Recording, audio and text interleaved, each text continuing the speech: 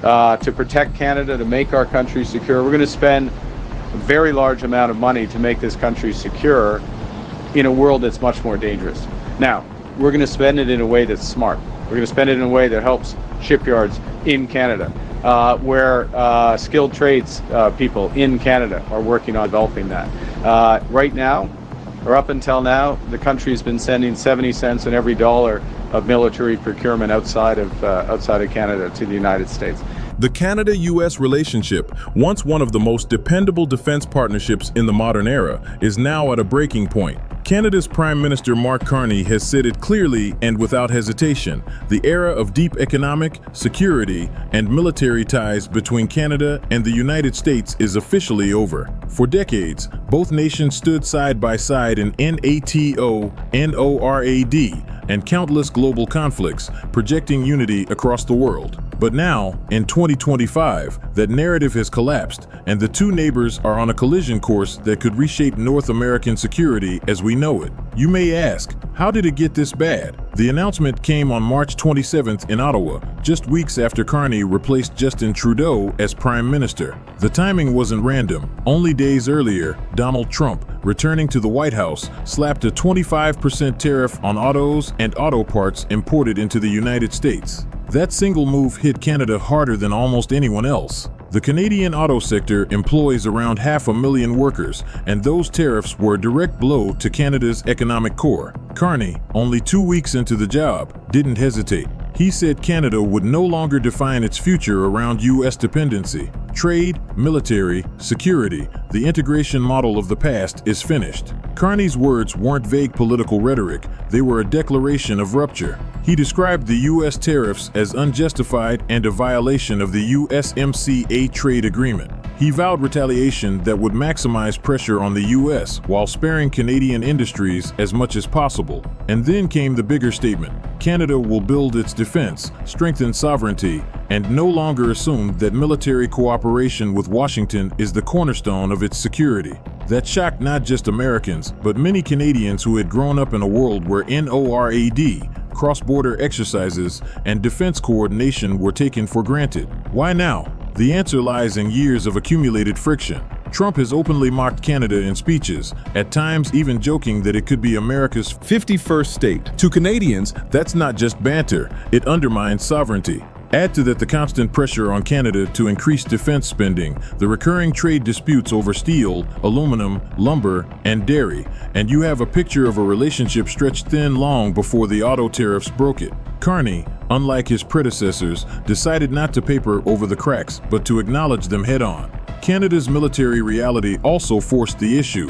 For years, the country lagged behind NATO's 2% GDP defense spending goal. Its navy is aging, only one submarine is seaworthy, and much of its equipment is outdated. Carney admitted Canada had grown complacent, leaning on the U.S. shield while underfunding its own forces.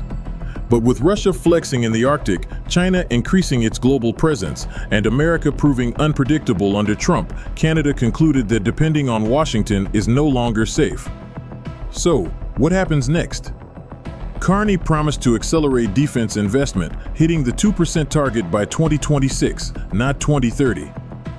Billions will go into radar systems, Arctic infrastructure, new ships, and air defense.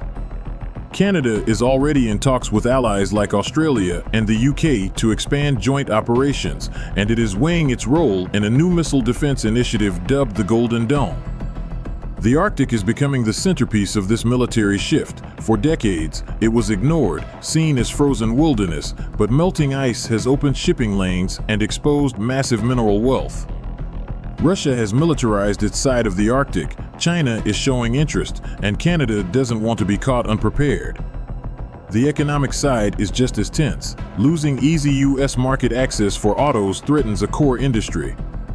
Canada is now scrambling to expand trade with Europe and Asia. Carney has said bluntly that Canada must diversify or remain a hostage to U.S. political cycles. That's not easy. Supply chains, geography, and decades of integration bind Canada and the U.S. tightly. But the political message is clear. Canada will not wait for American goodwill to protect its jobs.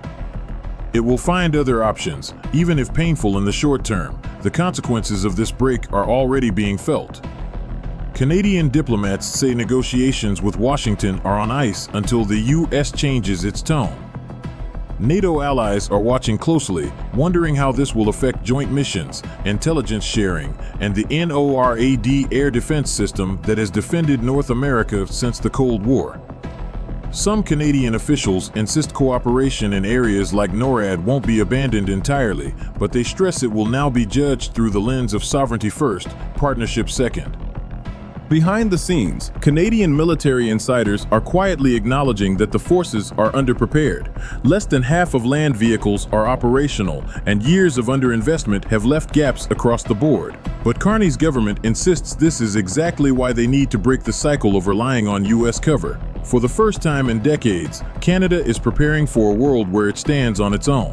What's fascinating is the domestic response. Instead of dividing Canadians, Carney's declaration has united much of the political spectrum. Even opposition parties that normally fight every government move are backing increased defense spending and a tougher stance on sovereignty.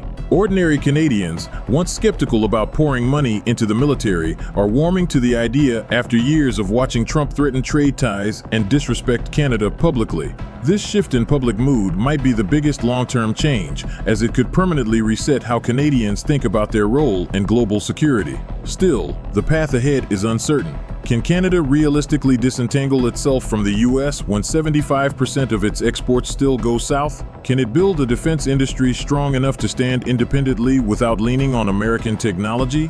Can it balance its NATO commitments while cooling ties with Washington? These are the questions hanging over Ottawa. Some analysts warn Canada may pay a steep price in the short term: job losses, slower growth, higher costs for military procurement. Others argue it's a necessary pain if Canada wants real sovereignty in a world where the U.S. can no longer be trusted to act as a stable partner. Right now, the world is watching Canada make a gamble. It is severing the idea of automatic military alignment with the U.S., betting that it can replace dependency with resilience. If successful, Canada could emerge as a stronger, more independent middle power with influence stretching from the Arctic to Europe and Asia. If it fails, it risks isolation and economic pain, while still facing the same threats from Russia and China. So here we are, at a turning point in North American history.